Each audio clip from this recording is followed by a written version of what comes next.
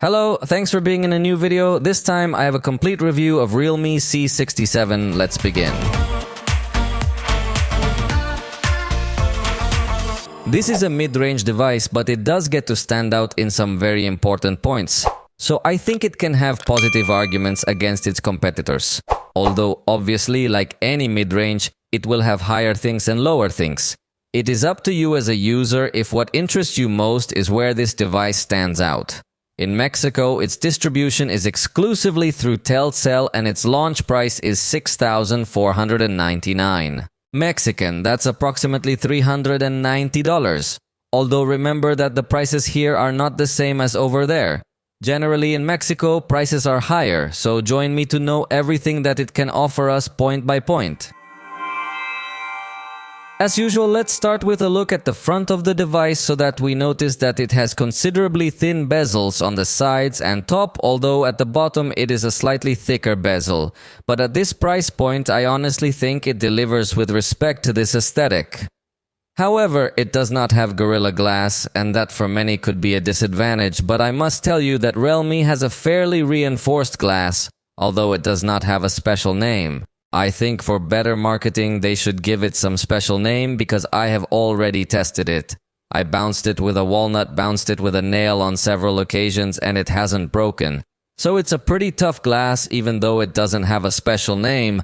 On the right side we're going to find the volume buttons and the power button in a plastic frame with a totally matte look. On the top we will find a secondary audio output. And on the left side, we find the tray where we can place a micro SD card and also a SIM card. In fact, in some countries, the second nano SIM card slot is unlocked, but in Mexico, it will be locked. At the bottom, we find headphone jack, also an additional microphone to the USB-C port, and finally, we have the main speaker. On the back cover, we will find an attractive design. In this case, I have the green edition, but it is also available in black color in a more serious finish. But as you realize, it is able to reflect different shades of color depending on the angle at which it receives the light. So it's a pretty nice design, and not only nice, but it's also a very rugged device. As I told you, the screen is quite reinforced to withstand drops very well. In this case, I also already did the test by dropping it on the ground in particular, and obviously the frames have suffered some damage, but honestly, it survived these drops very well. 3, 2, 1. There it is. It also integrates IP54 certification, which makes it splash resistant, but in this case I even emptied a jug of water directly onto it so it was slightly submerged and still survived these tests as well. So I honestly do think that ruggedness can become a plus point in this device even though it doesn't meet the IP68 standard that would formally ensure that it can be submerged. So it has good resistance and good aesthetics. I forgot to tell you that it weighs 185 grams, so it's considerably light and it's 1.59 millimeters. So I think in design it gets to perform well with good aesthetics and good resistance. The screen is considerably large with 6.72 inches on its diagonal, surpassing several of its rivals in that aspect, so it could be a strong point if you're looking for a large screen.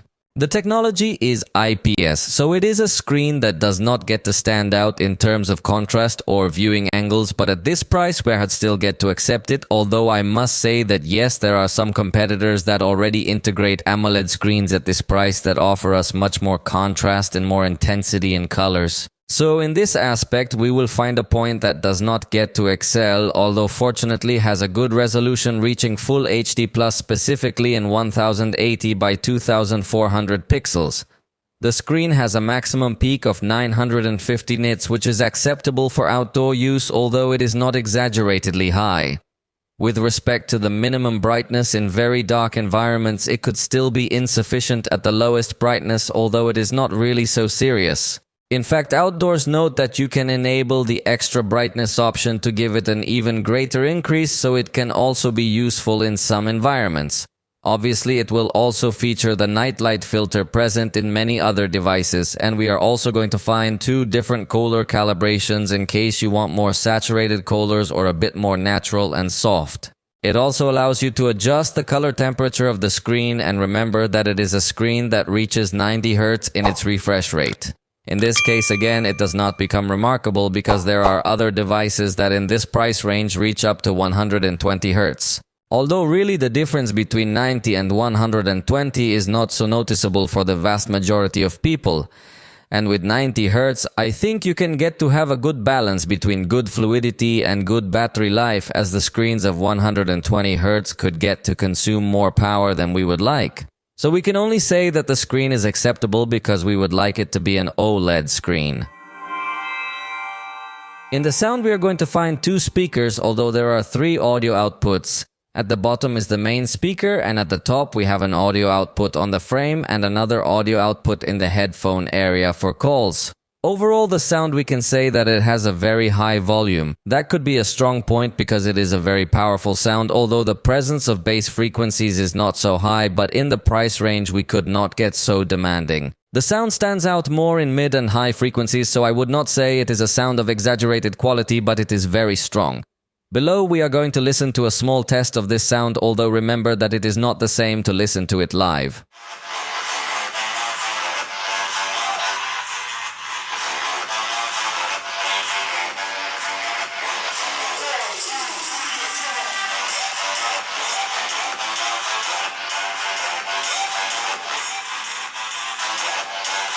The sound software is also a weak point because it is not going to offer us many options as if we would find in other devices. We don't have equalizer even with headphones connected, we don't have Dolby Atmos. Instead, we have all reality audio that offers us some other sound presets, but definitely the experience should be better at software level. Fortunately, we do have a headphone jack to enjoy good quality audio, and if we want to enjoy wireless audio of a little more resolution, fortunately it does have the Qualcomm aptX codec with what you could have higher quality with compatible headphones, although in the price range there are many other competitors that also integrate it. Next, we are going to listen to a test of the only microphone it has, and this is clearly a disadvantage and a weak point because in this price range it is mandatory to offer two microphones. In this case it only has one, so if you accidentally cover it up, it will completely cover your audio, and it is not capable of recording stereo sound, giving a practically low-end experience in this aspect. Este es un audio grabado con el micrófono del Realme C67, un micrófono de gama baja. At least the audio quality is acceptable, but I insist that having only one microphone is unacceptable at this price. Below you will see a video recorded with this device to test the audio captured through this microphone in much noisier environments of very high volumes.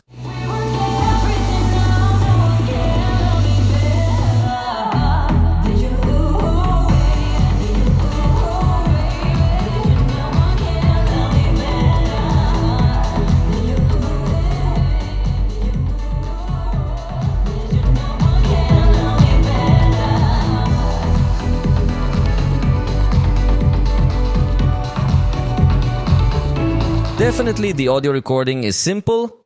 The fact that it is not stereo sound definitely makes that I cannot recommend it if you want to record concerts or something like that. Plus, the audio input is pretty simple. The front camera on this device is 8 megapixels with f2.05 aperture and fixed focus. It does not have any quick camera opening mechanism except for the lock screen shortcut that all devices include. That by default, although also in the settings you can enable a gesture to draw the letter O and be able to open the camera with the screen off. However, I think it takes you longer to do this gesture than it would take you to actually open the camera from the lock screen. So it doesn't seem like a really fast opening gesture to me. This camera is going to give us a good capture speed. I think in this sense it could stand out as long as you don't take too many photos in a row. As you notice, it has a button for different color filters that you can preview simultaneously. And it also comes with facial beauty effects as a smart retouch, or you can manually retouch parameter by parameter each of these settings. Even eye size, nose size, general facial blurring, chin size, head size, and other things. So it has lots and lots of facial beauty parameters so that with all the effects set to maximum, you look like a baby alien. In the camera settings, you can enable easy capture by showing your palm or touching any area of the screen. So yes, you could get to have a good experience even if the shutter is a bit far from your hand. The front camera, as you realize in backlit conditions, may show some overexposed areas before taking the picture, but after taking the picture it makes a good balance of lights and shadows and has a good level of detail. Perhaps we could claim a little more sharpness in the background because some areas are a little blurry. It gives the feeling of a very strange photograph and the colors are not so accurate. Indoors you'll also notice that the colors are a little bit more greenish, so it's not very accurate in this aspect. It also has a little more noise than we would like due to the fact that there is not as much illumination. Fortunately, the level of detail does remain high. And at night it also maintains a good level of detail. We have a considerably good result both in color and sharpness, and even curiously in this photograph there is less noise than in the interior photography. And in much more extreme conditions of difficulty at night obviously comes to suffer as we are in a backlit area with a lot of darkness. You can try to use the screen for better lighting and I think it tries to improve the result. But look at this is the best I could achieve using the screen as a flash simulation and night mode. And I honestly think that for the price range it is a positive result. The only thing I would like would be to adjust the color tone of the screen to get a more balanced picture in that sense. In the evenings you can also take portrait pictures, although it is very curious because the area of your face comes out with a lot of noise and the out of focus area comes out totally free of noise, so the result looks a bit strange. And portraits in the daytime don't have a good balance of highlights and shadows. So there will be some areas that come out burnt or overexposed, and it is also not able to keep the objects present in the foreground in focus. So portrait photography looks pretty simple. On the back we will have two cameras. The main one is 24mm with 108 megapixels, aperture f1.75 and autofocus. In fact, it is going to stand out a lot in its resolution since being a high-resolution sensor you can apply a crop on it. Therefore, this device is able to offer us a kind of virtual lens as if it had another 72mm camera, that is to say 3x optical zoom. Although in this case it is optical quality zoom, it is not optical zoom because it does not have an additional lens in this part, but it is going to offer us that feature that practically none of its competitors will have, so this would be another of its strong points.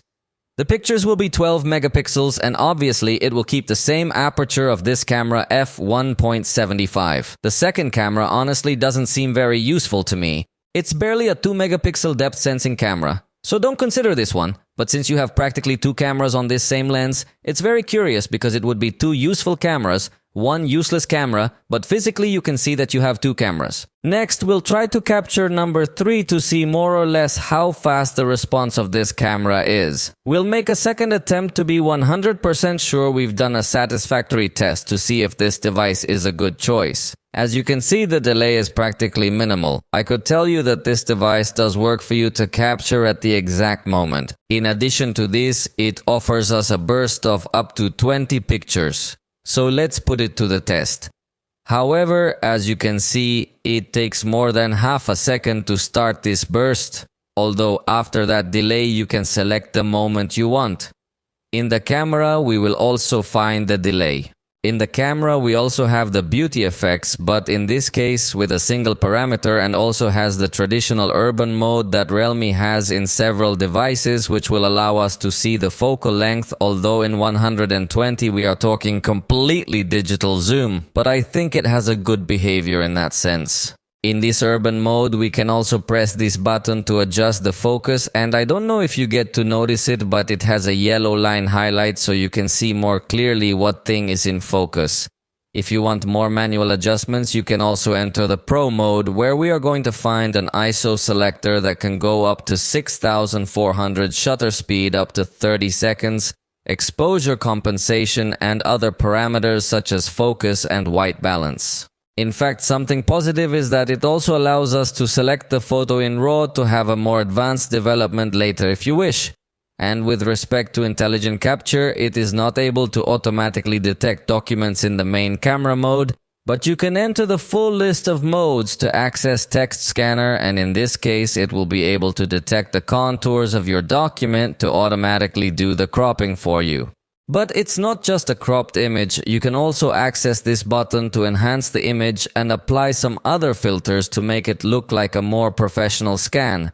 So I really like this scanner, and remember you can also hit the share button and then print so you can export it to a PDF document. You can't scan QR codes directly from the main camera interface either, but it has a shortcut to Google Lens at the top, and when you enter this tool you can finally do this action. This device allows us to access a mode of 108 megapixels to have a fairly high level of detail, and honestly in this case it does come to notice. It is a sensor well used, as you can distinguish even if we approach these very small and very detailed areas, they come to have a good level of sharpness. Although there are other areas where honestly the processing seems a bit strange to me, but for the price range it has, I think it does get to take advantage of this 108 megapixel camera very well. Moving pictures also appear with a good quality. It does not seem to have a strange sweep, and the objects are well defined. In automatic mode, the photos are 12 megapixels, and in this case I think the color representation is good, although the lens generates a little chromatic aberration in some areas, so it is not a lens of such quality, but obviously in the price range we could not get so demanding. Indoors, it fortunately manages to have excellent lighting management, maintaining color saturation well, and a practically noise-free photography even in the darkest areas. So in this case, I think the camera comes to stand out very well. In backlit conditions, as you can see, the preview does not look so optimized. There are several overexposed areas, although after taking the picture it makes a good balance of highlights and shadows. However, as it is a long exposure, it can cause the face to come out a bit out of focus, so you have to be careful with this kind of photos. I insist that the balance of light and shadow and the colors come out well, but we must remain as static as possible to get a good result. At night, the camera gives us an acceptable result. In this case, without the night mode, you will notice that it does not have as much detail, and noise, despite being well controlled, appears slightly in the image. However, note that activating the night mode even manages to better balance the more illuminated areas and increases the level of detail, so I think you can really enjoy the night mode. By the way, I forgot to show you the results with the 3x setting. Remember that this device has a cutout in the sensor to maintain optical quality. At night, you don't get to appreciate the quality as much. Even if you enable the night mode, again, you don't get to distinguish so much detail level. Indoors, this level of detail improves a little, although it is still not fully seen with optical quality, so in the daytime is where you will get to notice a good detail when you use this zoom 3x. Then you need to have enough light to take advantage of this lens. This is the result without any lighting present in the photograph, and I think it will give us a good result. I think the color is good, unlike other devices that have had a very yellow color. In this case, I think it retains good color. It also retains good definition, and if you use the night mode, the colors gain a little more saturation and you gain a better representation in the darker areas. So I think I like the night photography quite a lot. Even using the 3x zoom at night in quite dark areas, the result is positive. With the night mode, the detail is increased, although the detail is reduced a bit in these conditions. But speaking specifically of zoom, this device, in addition to the 3x zoom that promises to maintain a good quality, it will also let us get in 5x to this result, and finally the maximum is 10x, where I feel that the device gets to have a good use of detail. Obviously it is not something ultra spectacular, but for its price I think the zoom can get to meet well. For macro photography, note that the result can be a bit complex, but I think you can get something positive. In this case, the most noticeable thing is that the photo is slightly overexposed. If you apply zoom 3x again, you can get to appreciate a good level of detail in this type of macro photography, although the device does not have a specific camera for this, although I think the result is not so attractive. One thing I don't like is that the device doesn't have an ultra-wide camera, so that could be a weak point. However, you can use panoramic photography to replace the ultra-wide camera, and I think the result can be positive. I think it does give us a good level of detail and also maintains a good balance of light and shadow, so I think I can forgive it for not having an ultra-wide camera because of the good panorama mode it has. Finally, the portrait photography honestly looks a bit artificial. It doesn't have as much detail as we would like, although fortunately it does manage to keep objects in focus, but the fact that it doesn't give us as much detail makes it feel like a rather odd photograph. Video recording will stay within the expected range, i.e. 1080 to 30 frames per second. If there are devices capable of recording in 4K in this price range, then it's not that it disappoints, but it's not at the highest we could find. In video recording, we can also access color filters, but they are not only color filters, they are also special effects filters, like keeping everything except the color green or except the color blue or the color red in black and white. So they can also be creative effects. When starting a video recording, notice that we can have the additional flashlight control, we have the button to take pictures, and we also have a button to pause or resume our content. The zoom slider is simple. It does not offer us quick shortcuts to some different focal lengths as if we see it in the picture, so it could still improve in this aspect. It also does not let us rotate to the front camera before we have our video recording. And curiously, we will also find the movie mode, which is a manual recording mode, where we will find different parameters similar to those we saw in photography to have more specific control over how we want our video to look. Although curiously, in this case, the video will have a wider ratio compared to the automatic mode videos.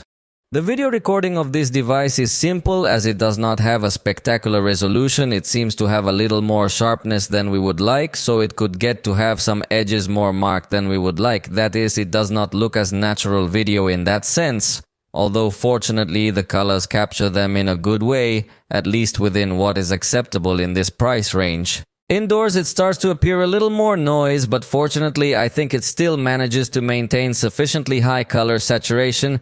You do not see a totally pale video, although I insist that the noise starts to appear a little more than we would like. In backlight the behavior is curious because it seems that it does not give priority to focus on the face like most smartphones, so you do not see a very aggressive jump in exposure. The shadow area remains slightly dark, but personally I like this result more compared to other smartphones that, in order to illuminate the face, sacrifice absolutely everything else. At night we are also going to have noise presence as we saw indoors, but it is something we could expect from a device of this price. It can struggle a bit in focus as we saw in the backlit scene, but it doesn't get lost completely, and when you move to the darker areas, I think it still manages to recover enough information. Considering its price range, I think it's not really a bad thing, but it doesn't really excel either. What is definitely missing is a better level of stabilization. Maybe when you are walking you get to hide some movements a little better, but when you get to run, these compensating movements are much more noticeable. The fast camera can go from 10x, which is useful for recording movements of people, in this case in full HD, and can go up to 960x, which could be more useful for recording some landscapes. I think the fast motion experience is acceptable, it's not anything spectacular, but what I do like is the high level of speed it achieves. The slow motion is simple in HD at 120 frames per second, so it is not outstanding, but I think that for social networks the result does look attractive. And finally, with regard to the focus, I was already anticipating that it can suffer a little in difficult lighting conditions, but if you have good lighting, I think it has a good behavior within the acceptable. It does not generate such an aggressive blur if you are recording a face due to the nature of the lens and the sensor, but if you bring an object closer to the camera, the blur becomes a little more aggressive, and I think it responds well to these movements. The front camera records in full HD but has no stabilization, which is clearly a weak point because if you want to record yourself walking, you're going to see a very bad result. You will also notice that there are several overexposed areas, so it does not have a good behavior in backlight. Some illuminated areas are going to be completely burned, and obviously that causes the result to drop a lot of level. Although at this price we cannot get so demanding in this aspect, but at least we would ask for stabilization to have a better experience. Remember that it also has fixed focus, which is expected in this price range, so it is not able to focus on close objects.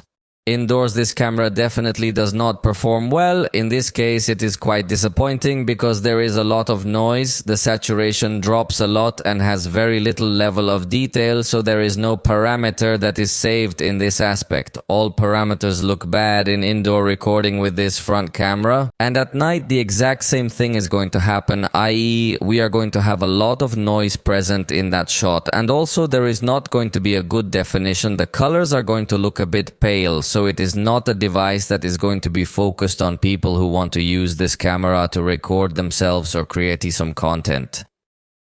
This front camera also integrates fast camera with stabilization, although again looks some very burned areas, and does not have a good representation of colors, so in speed is fine, but in image quality not so much. And obviously we will not find slow motion nor a dual camera mode. In the software we're going to find Android 14 with Realme UI, but in a rather strange edition that I would not call Realme UI because it actually looks like pure Android, slightly customized. I just don't like the way this operating system looks. It even has some inconsistencies, like when you swipe from top to bottom it actually shows something from bottom to top, so the truth is an operating system that looks very simple. I get the feeling that Realme didn't actually make this software but simply acquired it from another company.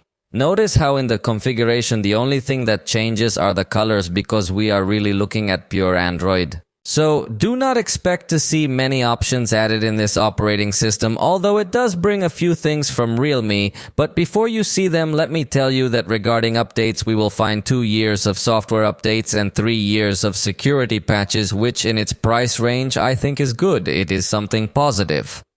The first feature I want to tell you that Realme adds on this device is the magazine on the lock screen. Remember that you can change some backgrounds just to explore new content. You can add your own backgrounds to have up to 50 different lock screen backgrounds, or you can have an automatic mode that is going to be giving you suggestions of other backgrounds. Also notice how it has the mini capsule, which is kind of a special interaction that you can have in this part. When you are playing music from any multimedia application, you will see this option, and also note how you can press once to see more information or press a second time to compact everything.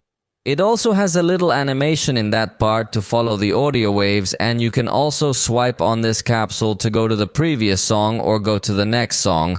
So it does have a little more interactions on this capsule, and it is not only to show you information. Also, when you charge the cell phone, it will show a small animation in that part so that you have the charging information and the power.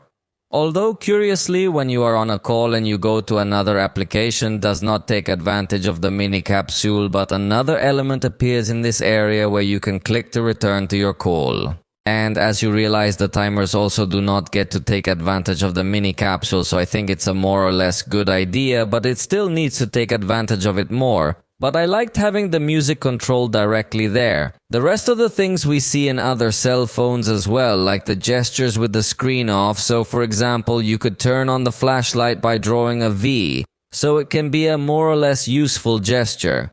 The gallery itself is what we usually see on other Realme devices, and as you'll notice, you can select multiple photos and then you're going to be able to create a collage directly in the gallery.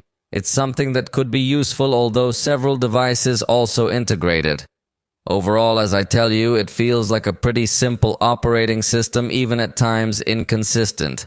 The one-handed mode is very simple iPhone style, where simply the top comes down, but the areas left at the other end are still very hard to reach. The optical engine is on the Z-axis, so it feels like a very simple vibration experience as well. Although at this price point, it's pretty much the usual, but I'm just letting you know because really the experience using this device in terms of the operating system and all the interaction is pretty much basic. In security, we are going to find the side fingerprint reader with a support for up to 5 records fulfilling perfectly, in addition to that if they have a fast recognition. Despite being a very thin reader, I think it will have a good recognition, although it does not add more options to try to take advantage of the fingerprint reader a little more. It will also integrate facial unlocking, which is simple, also only in 2 dimensions, is nothing advanced, so if you want to have a more secure experience, it is best not to use facial recognition, but only the unlock by fingerprint. Fortunately, if you let you request that the eyes are open before unlocking, so it is not totally basic, but it is simple. Fortunately, it does have Google Extended Unlock, so the device stays unlocked in secure environments. You can assign trusted locations or devices so that in those conditions the device is not asking for your fingerprint or unlock pattern. The password manager is that of Google, although it does not seem to have optimal performance, as you realize in this case does not get to fill in the 2 fields, so I think it could improve in this aspect as well. Within the security center, we will also find other tools such as blocking applications, so you can determine which applications are going to ask for a key. Again, you can also hide applications and access a private safe where you can safeguard your documents or photos, all protected by a special password. In this same application, we can start a scan against any malware with Avast technology, or also in the settings of this security application, you can choose to be a scan with Avira, depends on which cybersecurity company you trust more. And if you happen to lose your device, you are completely dependent on Google to try to find it. Obviously comes with this option enabled, and little by little this Google network is being compatible with other manufacturers, so it may become a little easier to find your device. Unlike other Realme devices, in this case it does not incorporate a child mode that would allow you to lend the phone with more confidence to a little one. You can also add users easily and, like all Android accounts, with an analysis of digital wellness to see how much time you are consuming in certain applications and make decisions to not be addicted to your cell phone. You can set a time to go to sleep, assign other modes, or even restrict some things on your children's cell phones using parental control filters. Finally, you know that in the security and emergency options, we will be able to press the on-off button 5 times to initiate an emergency call. The battery is 5000 mAh and I must say that in this case it did perform very well. We could even say that it performed better than most on average with batteries of this same capacity. In a close-up test using this battery drainer, it came to give us about 5 hours and 16 minutes. So it honestly seems to manage its power very well. In my second test, having the battery drainer in the background, while watching YouTube videos in the foreground, it lasted 5 hours with 36 minutes. So honestly, it gives us a very good performance. It seems that the processor comes well optimized in this case, plus the operating system manages power well too. Background processes don't seem to consume that much power, so honestly the battery did seem very good to me. The downside is that it only has a simple battery saving mode, so we don't see a more extreme battery saving mode for emergency occasions. Although fortunately, as I say, the battery life is good, but it always comes in handy to have a higher saving mode for some emergent situation. The 33-watt charger is included in the box, and in my test with 15 minutes of charging it recovered 23% power. With half an hour it recovered 43% and the full charge was completed in 89 minutes. So we can say that it is a fast charge. It's not exaggeratedly fast, but if you compare it to the battery lasting a long time, I think the overall is very good. A long battery life with a fast enough charge.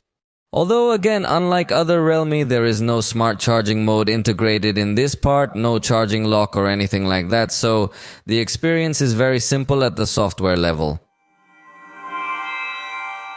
On connectivity, this device supports Quad G networks, so it's simple in this aspect. It still doesn't feel that modern, and also even though it includes a data saver mode, it doesn't really allow you to select which apps can access the internet using your mobile data and which apps will only be able to access the internet using Wi-Fi networks. So you don't have as many tools to manage all this.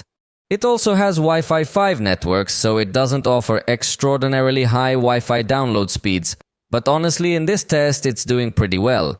Bluetooth connectivity also feels simple, going up to version 5, nothing more.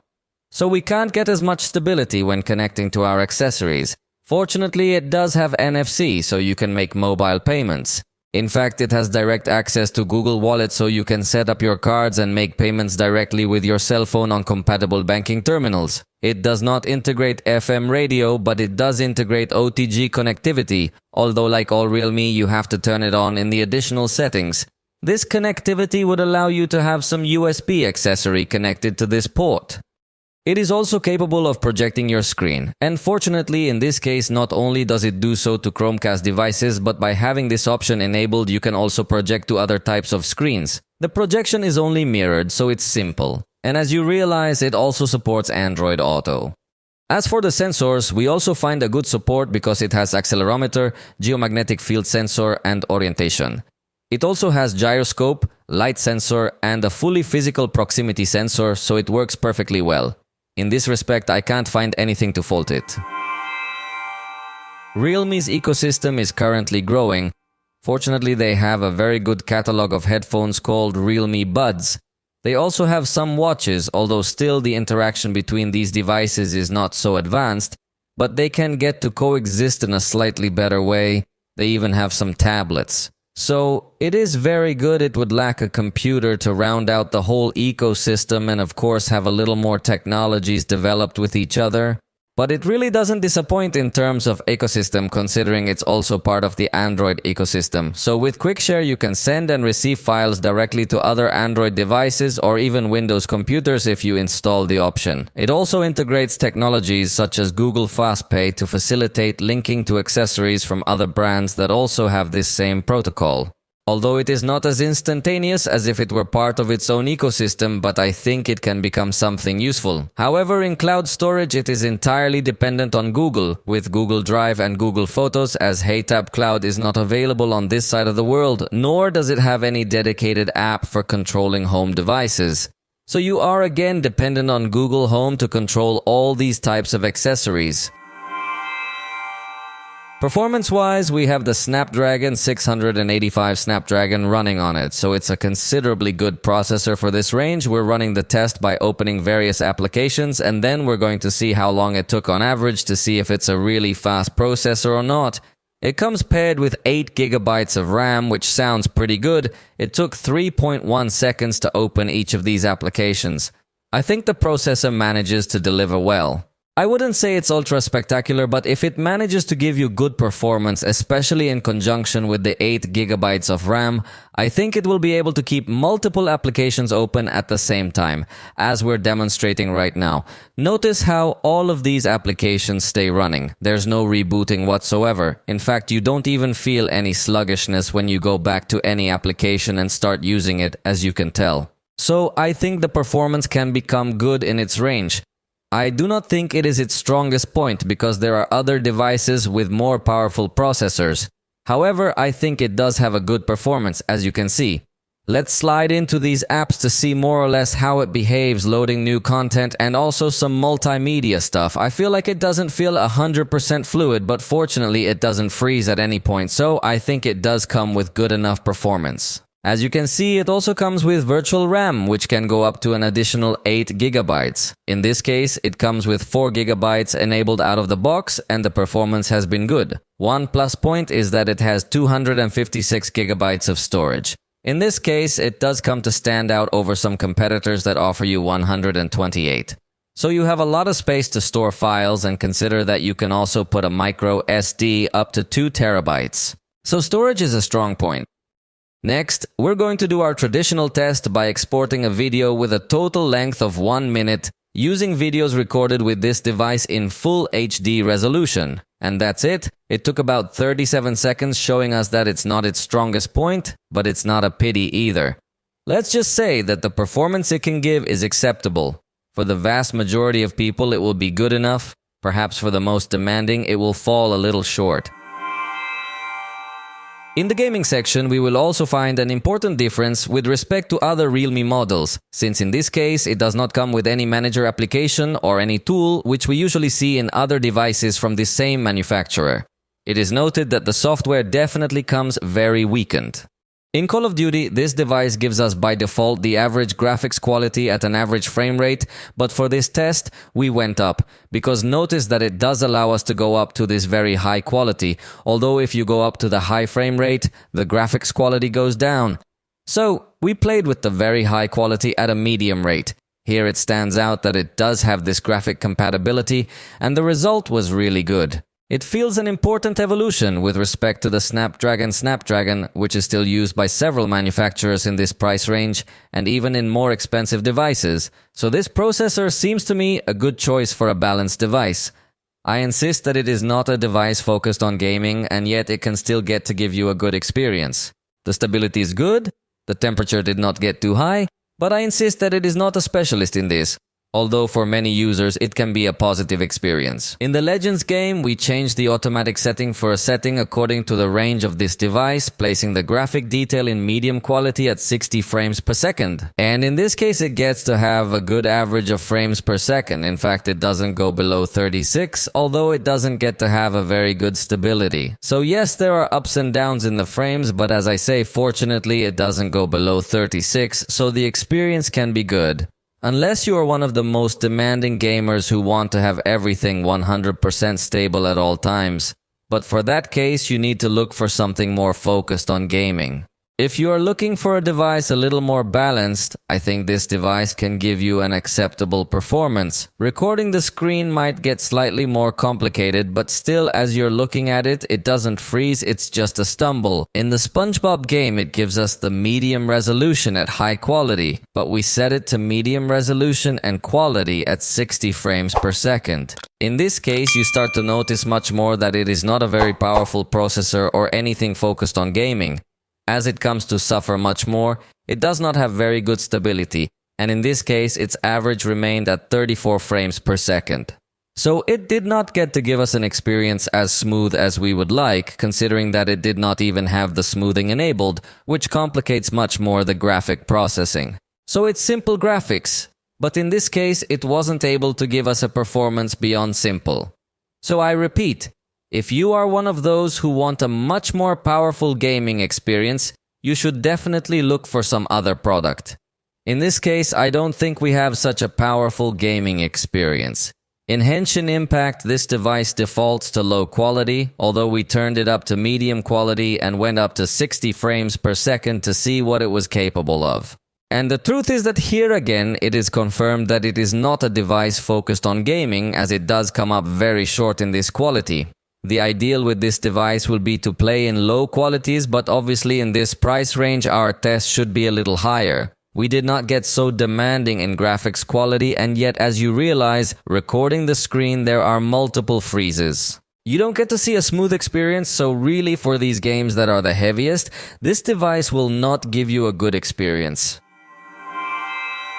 In short, this is a device that focuses quite a bit on the camera, especially taking advantage of the 108 megapixels with its optical quality 3x zoom.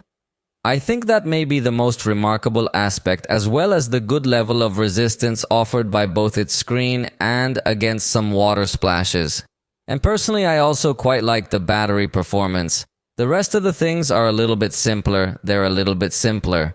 You know, all mid-range devices tend to excel at some points and at other points not so much. It's up to you as a user if their strengths appeal to you.